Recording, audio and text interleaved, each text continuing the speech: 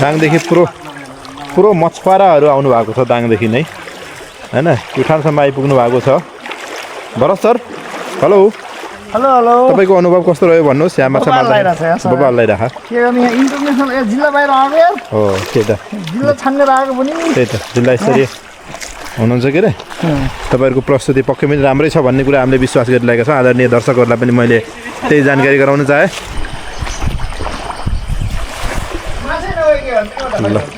गजब छ है भ्यू चाहिँ गजब छ माछाहरु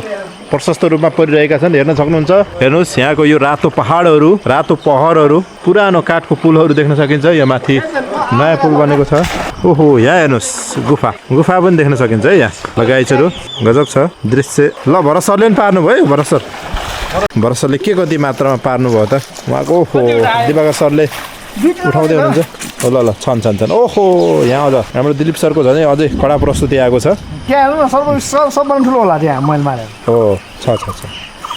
राम्रो देखिन्छ है सरहरूको पर्फर्मेन्स एकदमै राम्रो छ ल यहाँको सरहरूको माछा चाहिँ गजबमा छन् है गजब तरिकाले मारिराख्नु भएको छ हाम्रो दाङदेखि आउनु भएको जिल्ला स्तरीय मछुवाराहरूले छानेर आउनु भएको जिल्ला स्तरीय छानेर आउनु भएको हाम्रो घोराइमा भएको प्रतियोगिताबाट सेमी फाइनलिस्ट खेलाडीहरू आउनु भएको छ सबै तर अब तलतिर भाइहाल्छ नि तल्लोपट्टि हात घुमाएर एकबार म त हान्छु मिनिमम परिहाल्यो नपर्ने कुरै छैन तपाईँको ल तुलसीसुरबाट